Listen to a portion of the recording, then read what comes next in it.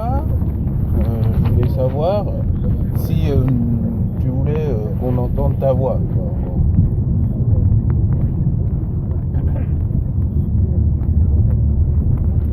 Ah, Ça me gêne pas de problème si je suis ferrailliste. ah aucun problème. J'ai une question rapide. Par rapport au car,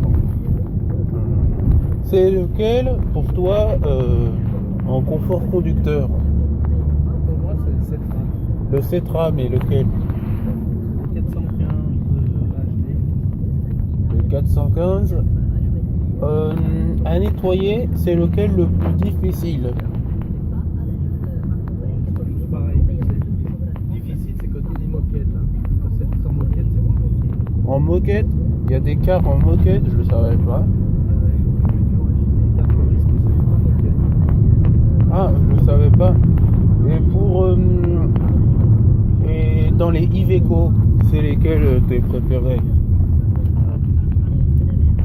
J'ai pas de préféré chez Iveco, c'est pas des cartes que j'apprécie. Tout le monde dit ça. Tout le monde dit que Iveco, ils n'aiment pas. Donc je comprends pas. Iveco, c'est comme pour une voiture, si tu compares Renault avec Mercedes. Bah quoi? Pas la même qualité de finition. Ah bon? Pourtant, Iveco, c'est design. Ouais, mais le design, c'est pas que ça. Ce qui est important pour un autocar, c'est le confort, c'est la maîtrise de la consommation, d'avoir des voitures qui ne consomment pas.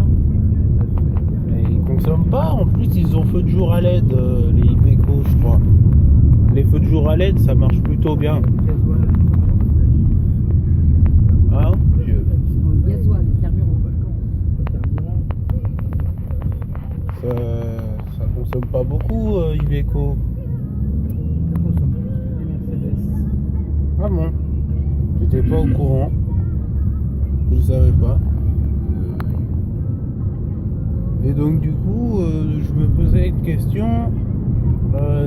Quand il y a des matchs de foot, après du transport de supporters, et ça a été dur à nettoyer après. Entre les canettes de bière et les boissons par terre, les sachets de chips. Mais pourquoi ils mangent tout dans le car?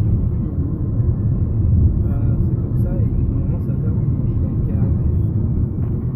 Vous savez, c'est une forme de respect qui n'est pas suffisant. Oui, c'est interdit de manger dans le car, mais il y en a qui respectent pas beaucoup. En plus, nettoyer 13 mètres de long, ça m'a l'air un peu compliqué, non? Quand ils ont des couleurs sur les visages et après ils mettent les vitres contre les sièges ou contre les carreaux, Oh! Ah, ils font ça des fois? ouais. Ils mettent leur visage plein de drapeaux sur le... Ah! Non!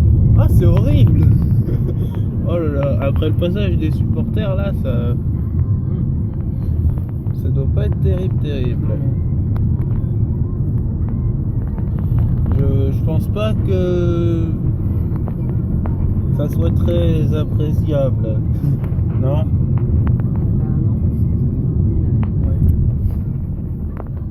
Ouais, et ça risque d'être un petit peu compliqué.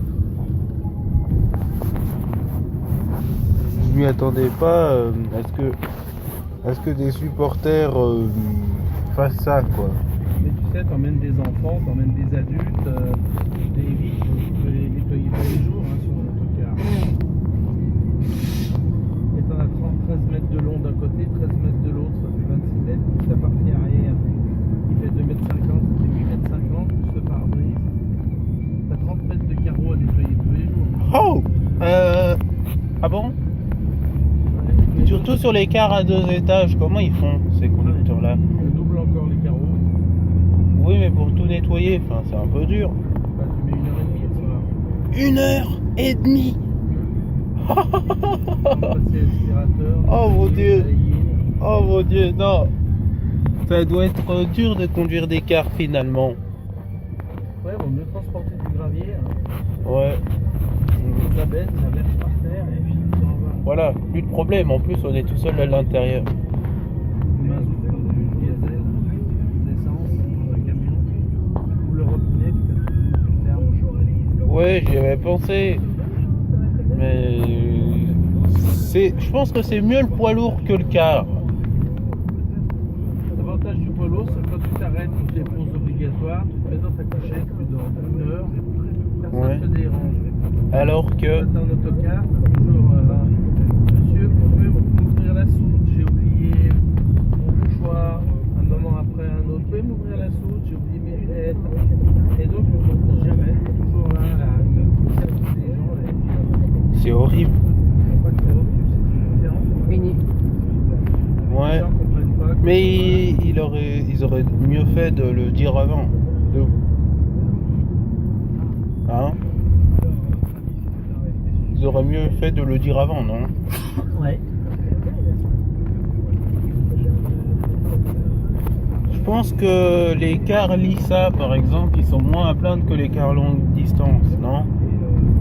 C'est pas pareil, On n'ouvre pas la soute à longueur de temps, je crois. c'est pas du tourisme. De l'interurbain, oui, je sais. Les bus extérieurs. Ça, j'avais compris. Non, ceux qui travaillent au bus à Annecy, à la Cibra, Oui. ils arrivent, ils posent le bus et les femmes de ménage qui nettoient les cartes tous les jours. C'est pas eux qui font le ménage, les chauffeurs.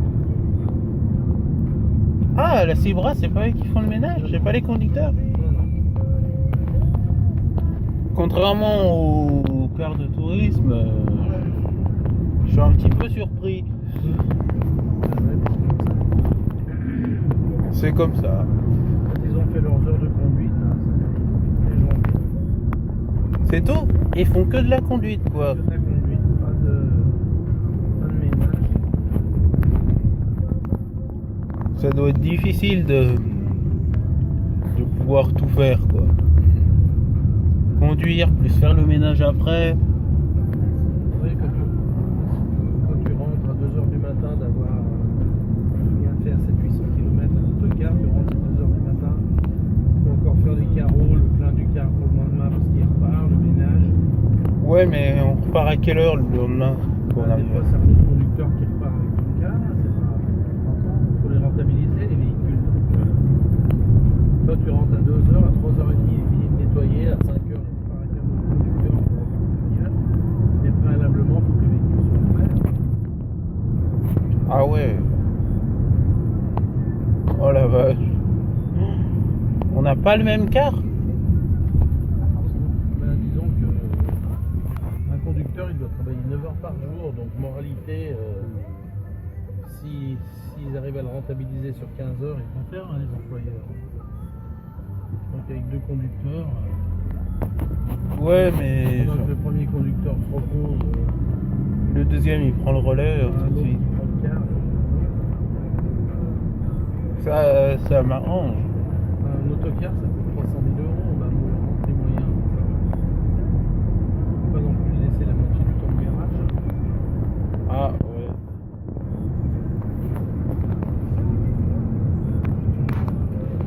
Ah parce que je suis un petit peu... Ça m'arrange pas quoi. Moi avec mon handicap là, je fais comment? Bah pour conduire moi il faut uniquement un automatique. Ouais.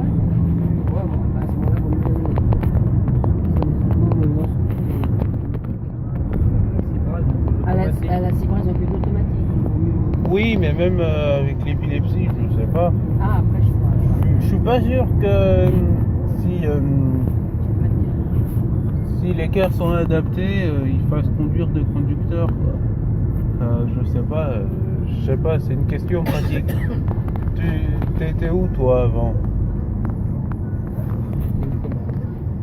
En entreprise? Ça Ça va. va avec Polar. Roller Transdev? Ouais. Mais Transdev ça existait déjà. Ouais. Ah bon? Je savais pas. 26 ans. Donc Transdev Polar, Transdev Lunan, Transdev Frossard. Quoi? Ils en ont 3 sur la Haute-Savoie là? Ouais, sur Annecy. Tout ça, c'est basé à Vaubray, à Sénaux, c'est ça? Non, on a un Céno en haut là. Oui, et les cars Philibert, je crois aussi. Ah non, non, les gars sont à Villaz.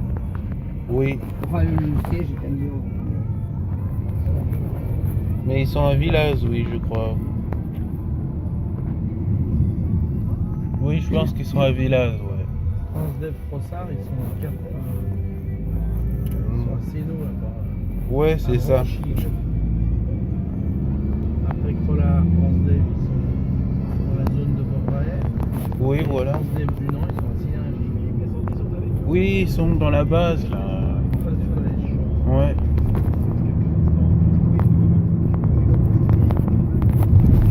Bon, bah, c'était quand même pas mal. J'ai eu assez de renseignements. Merci. C'était Transport Info, l'épisode 32 de l'émission. J'ai interviewé mon deuxième taxi là pour l'émission. Je lui ai demandé son accord en début d'épisode. Et du coup, j'ai pas dit son nom pendant toute l'émission. Et ça, c'est juste impeccable. Faut savoir le faire en relançant toujours avec des questions. Et c'est assez difficile d'être chroniqueur en faisant ça. Donc du coup, dites-moi dans l'espace commentaire si vous avez adoré cet épisode. C'était Transport Info.